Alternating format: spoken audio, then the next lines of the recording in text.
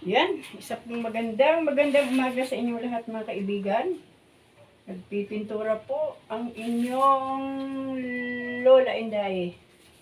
Second coating na po tayo mga kaibigan. Ayan.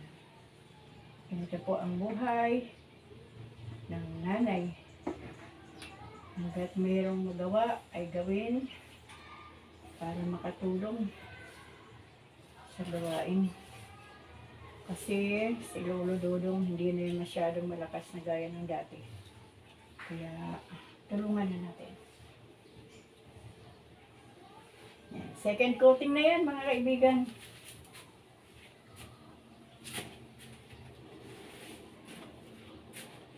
Maganda yung puti para nakikita natin ang lamok.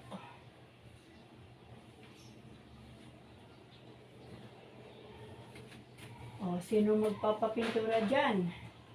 Available po ang lola ninyo. Kaya lang, hindi po quality yung aking pintura.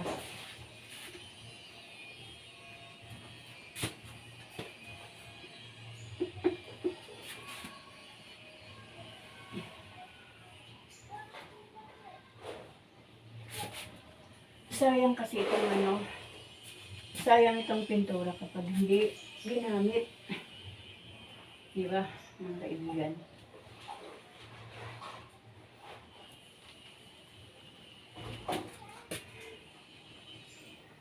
Ang nanay ay kung ano-ano lang yan yung ginagawa sa loob ng bahay. Hindi yan mapakali ang mga nanay.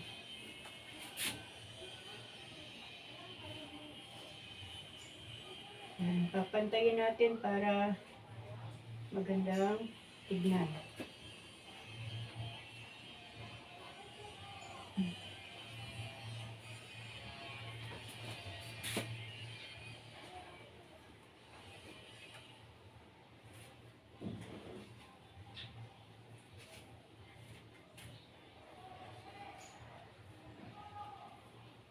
Hindi ako nakapaglaba kahapon kasi grabe po ang lamig kahapon. Ngayon naman, magpipintura tayo. Kaya bukas na uli ang laba.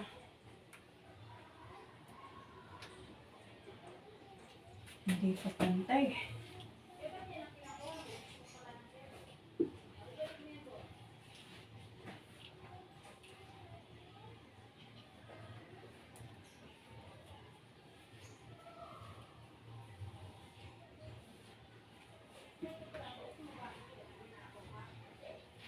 Yan.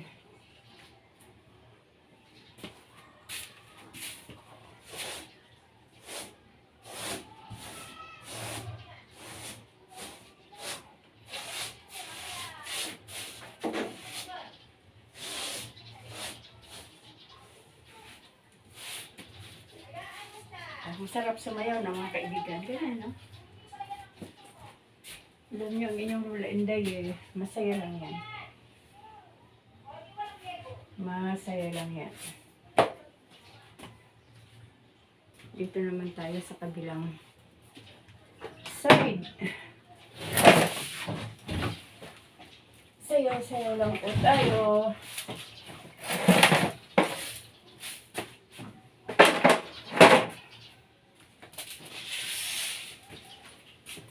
Pakita ko po sa inyo.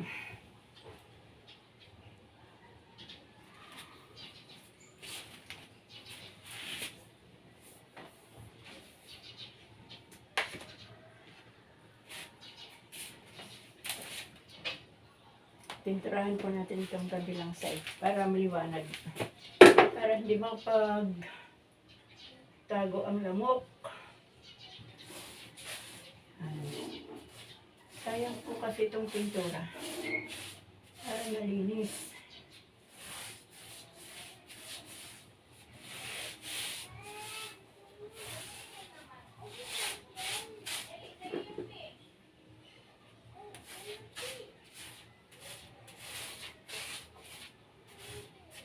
Hanggat humihinga, hanggat nakakagalaw, hanggat buhay, may pag-asa po ang tao.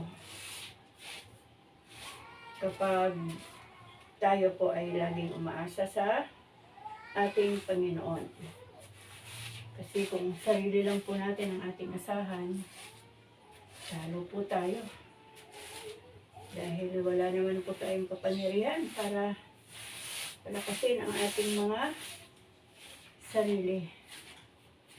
Tanging Diyos lang po talagang nagbibigay sa atin ng kalakasan.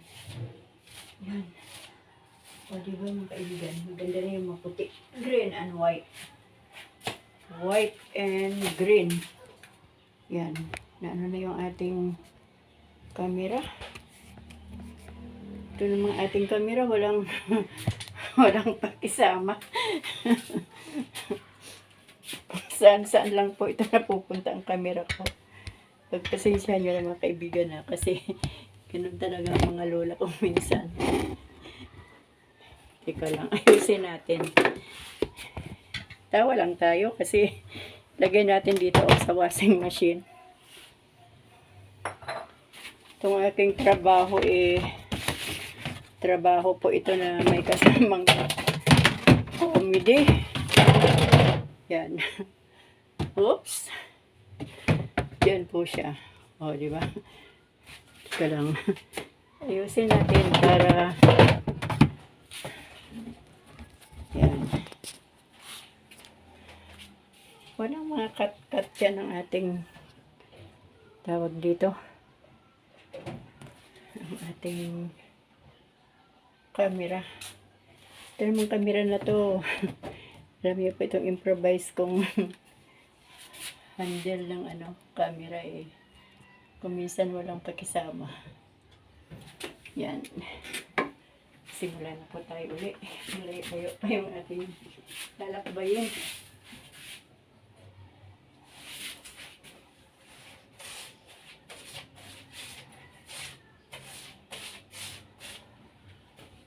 Paborito ko po yan yung mga trabaho ng ng mga karpintero.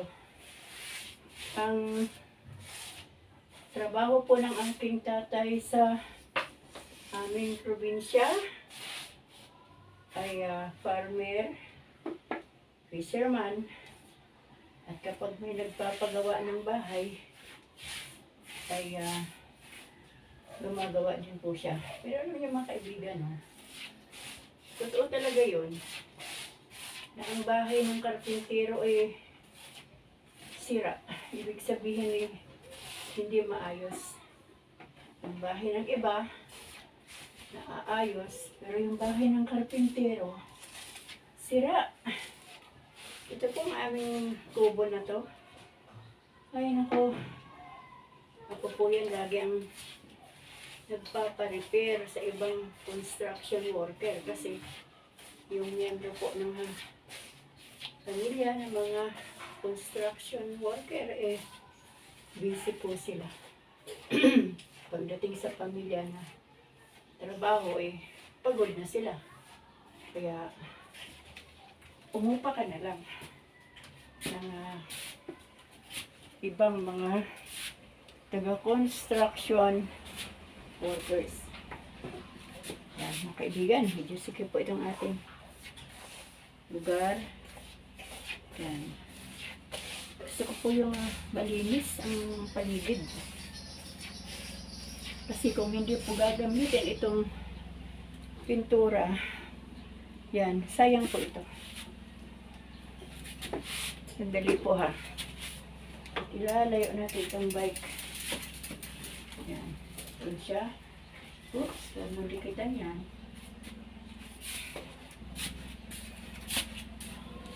Kakatawa ang buhay. Itong aking kamera. Yan. Saan na ba tayo? Malayo na tayo Punta na po tayo dito sa kabila. Yan, kaibigan.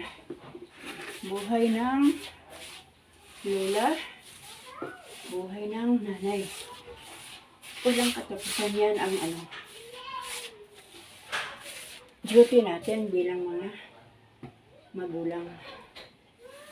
Pagkatapos anak, kapag may mga oras ang mga lula, ako naman, pero sa totoo lang, kahit may mga pamilya na yung ating mga anak, kailangan pa rin nila yung ating gabay bilang mga magulang. Tama ba ako mga kapwa ko lola, kapwa ko nanay, at ang lahat ng nanay ay magiging lola din, siyempre. Yan ang katotohanan. Ang katotohanan na hindi mababali ng kung sino pa man. Dahil ang katotohanan ang siyang magpapalaya, sabi sa Biblia. Tuloy ko muna itong mga kaibigan na kunti na lang itong part na to. Alam niyo po ba, ang saya po kaya ng busy ang buhay. Hindi ka makakapag-isip ng mga problema. Hindi ka mag-i-emote. Ay, naku mga kaibigan, mga kapwa ko lola. Po tayong emote. Kahit po, kung minsan ay nalulungkot tayo, normal na po yan sa ating bilang tao yung nalulungkot. Pero, huwag po nating hayaan na tayo po ay kainin ng lungkot. Kasi, kapag malungkot na po tayo, hindi na po tayo masaya. Hindi po ba? Kapag hindi na po tayo masaya, hindi na po tayo makakapag-chat. Ano ba naman kayo mga kapwa lola ko? Smile lang dapat. Yung kailangan makapag-chat pa rin. Kasi kapag hindi na tayo makapag-chat, ibig sabihin malapit na tayong ma-expire. Pwede na tayong gawing bitchin. Nung araw yung mga matatanda sa amin, takot na takot kapag mayroong sasakyan na parating. Kasi meron akong tiyo na bully. Sabi niya, yung mga matatanda, magsitago na kayo kasi dumating na yung taga-China. Kuhanin yung mga matatanda, gagawing bitchin. Wali po ba? Kaya, galaw-galaw po tayo para hindi tayo gagawing bitchin. Ay, nako mga kalula, mga kananay. Sabi ko nga, kapag may ginagawa tayo, samahan natin ang galak. Yung galak na mula sa Panginoon. Kita nyo? Malapit na ako matapos. Malapit na rin maubos yung pintura. Ito po ay sobrang pintura ng aking anak dyan sa kwarto nila sa barahe. Natutuyo lang po ito pag inabayaan. Kaya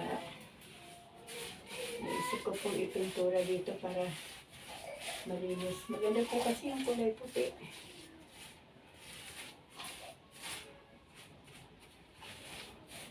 Ako din po ang nagpagawa nito.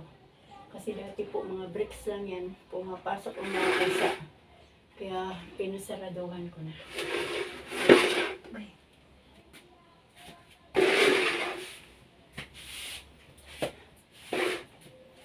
Yan. I-ulam natin uli ang camera natin para makita nyo yung lola nyo. O, diba?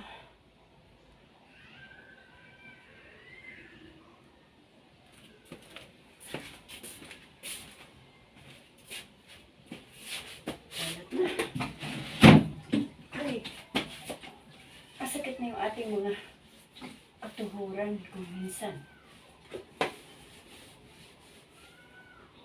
Ito naman po ay tubig lang ang pinagtitimpla. Kaya mabilis lang po yan matanggal sa sahig.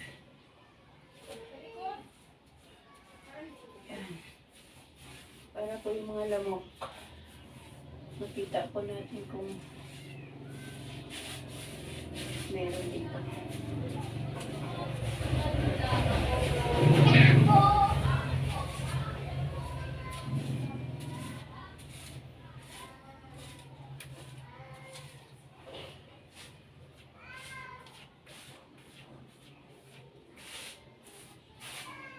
sayahan lang po natin ang ating mga buhay, mga kalola kasi kumbaga sa ano eh, sa mga politician eh, malapit na tayong mag-retire.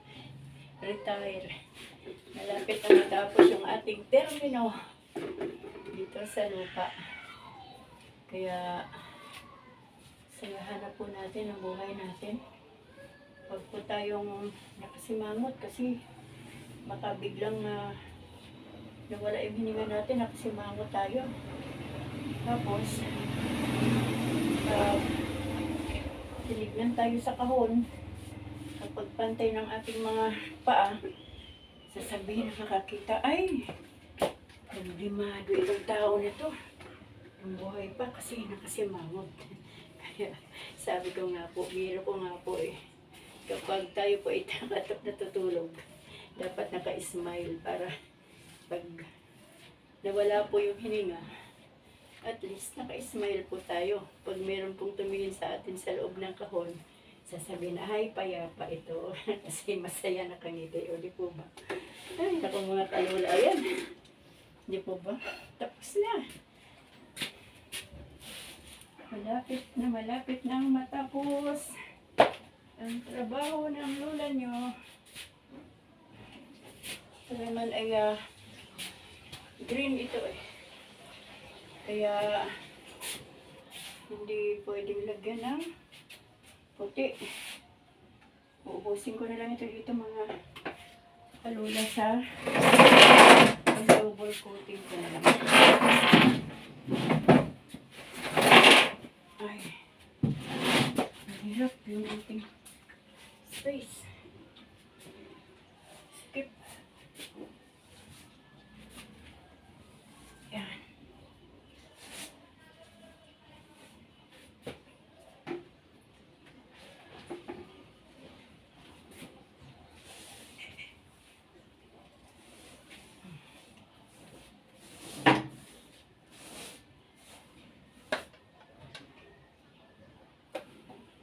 Sandali. Ubusin ko na lang to. Dadaan ka? Sige lang. Kunti na lang to eh.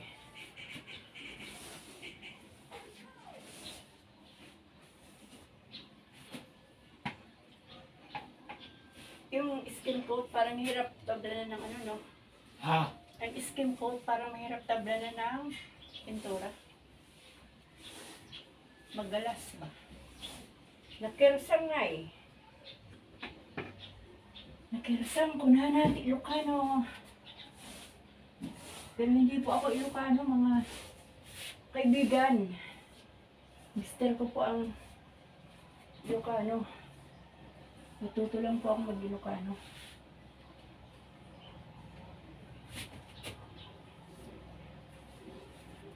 Ayan. Pwede na siguro yan. Idubli na natin dito.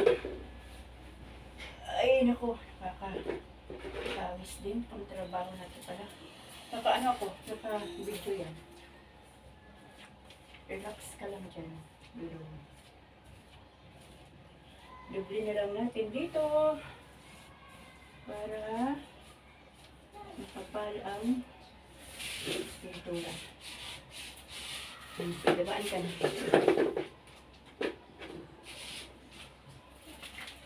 Kuya Rado. Dadaan. Pinturahin ko kaya si Kuya Dudong para pumuti. Pinturahan natin si Lolo Dudong para pumuti.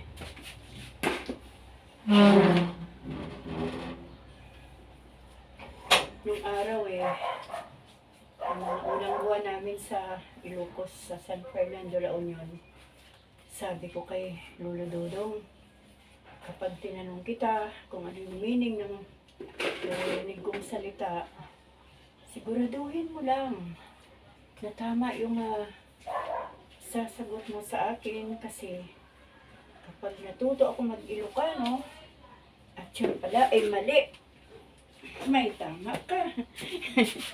Ganun po yun, aray ko. Ganun po yun mga kaibigan. May tama kasi, di ba? Kapag Sinungaling ang tao. May tama talaga yan sa Panginoon. Hindi pwedeng walang consequences. Kaya sabi ko kay Lolo Dudong, siguraduhin mo lang para walang tama. Pero Lolo Dudong, mabait naman po yan. Totoo naman yung kanyang paliwanag na meaning ng aking tinatanong na Ilocano salita. Buhay. Alam niyo po, almost 41 na kami ni Kuya Dudong na nagtsatsagaan sa isa't isa.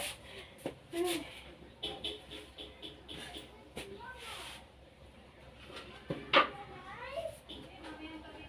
Yung buhay na kailangan magtsagaan sa isa't isa kasi kung hindi tayo magtsagaan, ay, hiwalay ang dikolor sa puti. Nakakasawa din po talaga ang buhay may asawa. Kaya lang, wala po tayong pwedeng magawa pag nakakasawa. Hindi ang magtiis. Magtiis. Yan, lagyan natin dito. Ito na natin para malinis.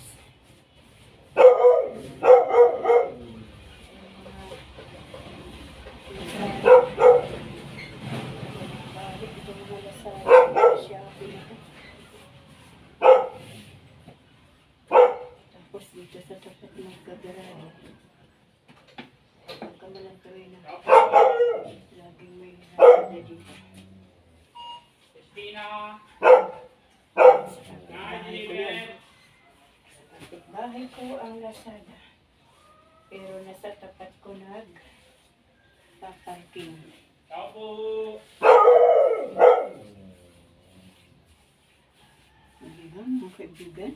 Pati na. Saan ka pa? Tao po! Tayo kasing mga maedad na. Kapag lagi lang po tayo nakaupo, manihina po tayo. Lalo na sa upuan na tumba-tumba. Habang nakaupo tayo, Christina! naalala natin yung mga kahapon, di ba mga kalula? Naalala natin yung mga kahapon. Buti sana kung puro masaya yung mga alaala ng kahapon. Tao po! Karamihan po malungkot. Parang comedy, action, drama ang mga kahapon natin.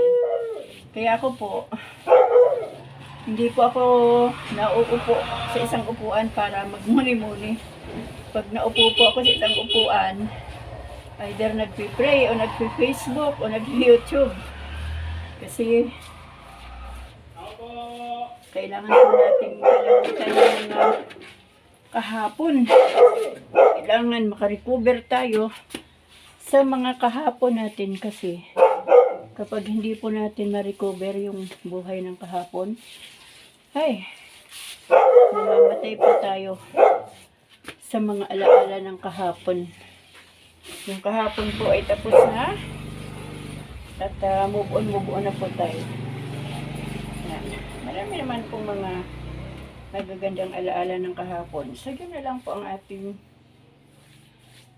alalahanin, yung mga magaganda. Pero yung mga malulungkot, yung mga pangit, ay, ipabura muna po natin yan sa Panginoon sa ating isipan kasi yan po ang nagdadala sa atin sa kalungkutan. Kapag medyo action yung kahapon, pag naalala natin, nagsisimula naman yung galit sa ating puso. Kaya dapat tapusin na yung mga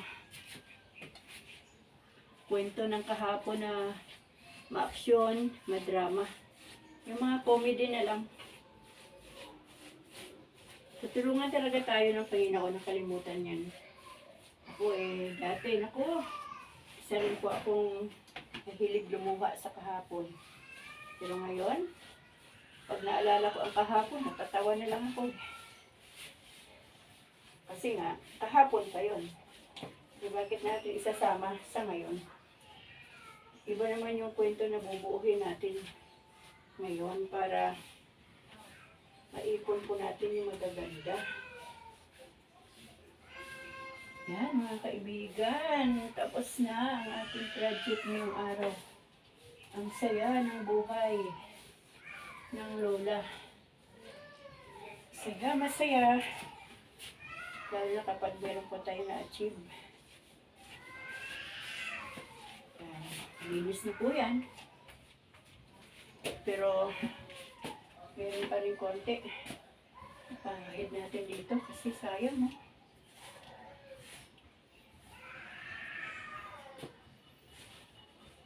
Itong ating camera ano po yan?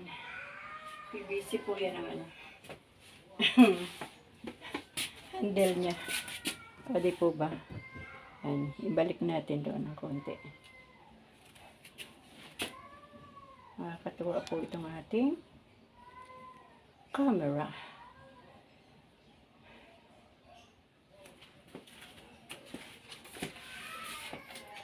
Sayang po kasi meron pa pong konti.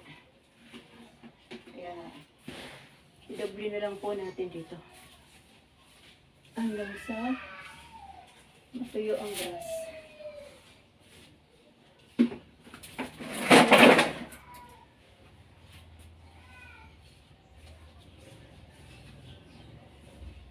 Ako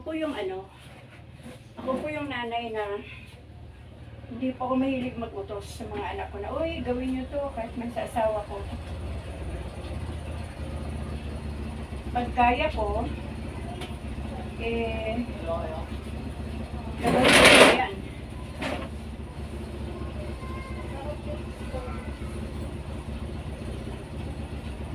Mother! Yes! What? Ano ka naman? I'm painting the Ano na siya? wall. Babalik pa kayo? Pero ma, mag-ano pa kami. Oh, ha? The paint. Dito lang yan na. Your dress. Yan, ang aking manugang at ang maganda niyang sister. Yari po sila sa doktor, sa kanyang obigay ni... Dito po sila nakatira. Dito sa garahe. Pagawa po sila dyan ng kanilang kwarto. Still, kung dumingin nga po nakakatuwa naman. Basta ako, sabi ko sa mga anak ko, pabayaan lang nila ako kung ano aking ginagawa kasi nai-enjoy po ako yan. Gusto ko po yan, yung nagpipintura, yung naglalagari, nagpupukpok ng mga pako, hawak ang martilyo. O, di po ba? Yan, mga kaibigan. Tapos na po tayo. Ngayon, bababaran po natin ito ng tubig. Kasi, hindi po thinner ang ano dito. Tubig. Saan ba yung ating hose? Ayan. O, yung doon pasok na. Yan, tapos na. It's done. I'm done.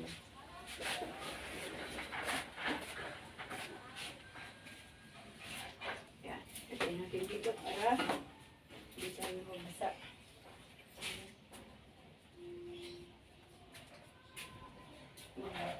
Ano muna tayo mga kaibigan? Tawag dito. Tanggal ng pintura sa kamay.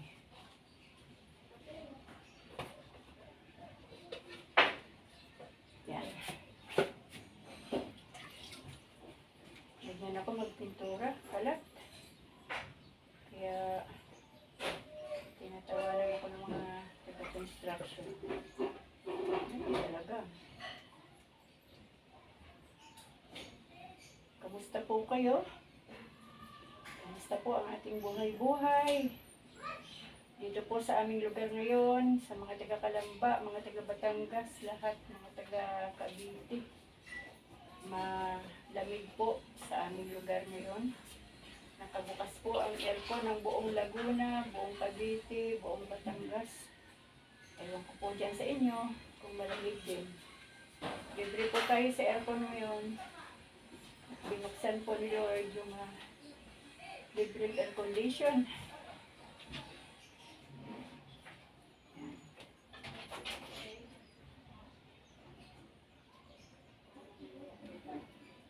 Kulay puti na yung aking kuko para mga ka-cutics.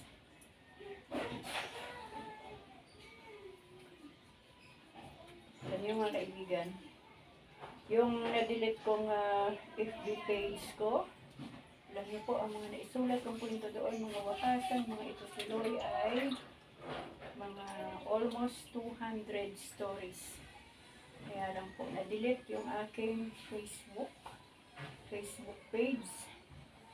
Kasi na-delete po yung aking account, yung original account. Kaya yung Facebook ko ngayon ay sa awa ng Diyos ay naka 500 plus followers uli. Yung aking page ay nako, gumagapang yung dami ng followers. Nakakapanginayang po yung aking mga kwento kasi marami pong gustong bumili ng aking mga kwento noon. Kaya lang mga kaibigan, pinaghirapan natin na kwento. Yan po inabuo ko nung panahon ng pandemic at panahon na bago na ako ay may breast cancer. Kaya lang nawala. Tapos yung iba po, may mga kumuha. Kasi madali lang kuhanin. Hindi ko kasi alam kung paano isave yung mga sinulat kong kwento. Yung iba po ay nakuha na lang at nag-narrate na sa kanilang YouTube channel. Pinabayaan ko na mga kaibigan. Bahala na ang Panginoon sa kanila. Basta po nakaambag na ako sa buhay nila. Marami namang views na nakuha nila. So okay lang. Kaya hindi ko na pwedeng gamitin pala yung title ng kwentong iyon. Pwede ako magsulat ulit. Iibahin ko na lang ang tema pero medyo related pa rin doon sa kwento ko ito tuloy. Ang dami ko pong kwentong wakasan. Dami pong naiyak sa mga wakasan kasi marami pong nakaka-relate. Ayan. Namatino yung sahig. Yan, ang aking mga apo sa kabilang bahay ay nagpupulitan silang mag-iina. Labas muna natin ito mga kaibigan.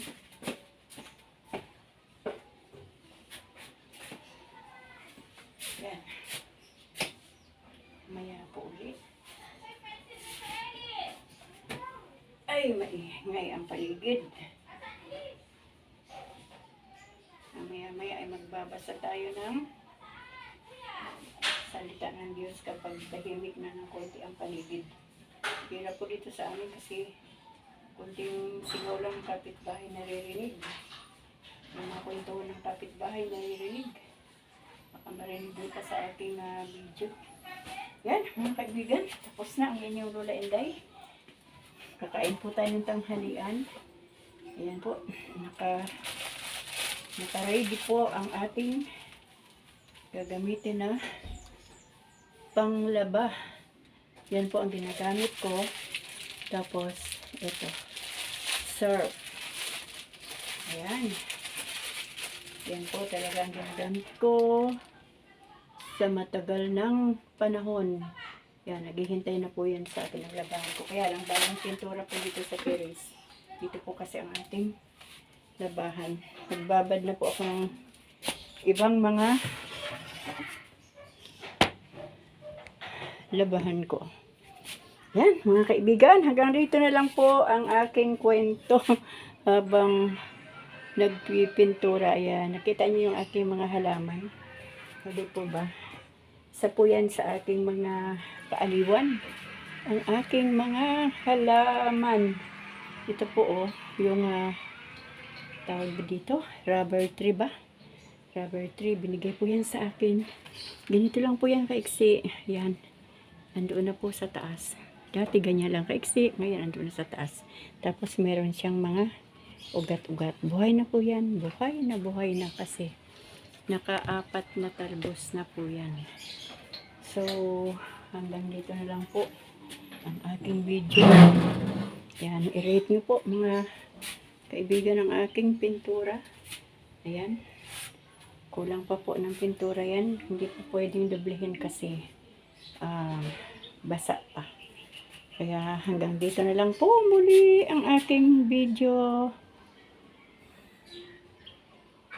Isang magandang tanghali po sa inyong lahat.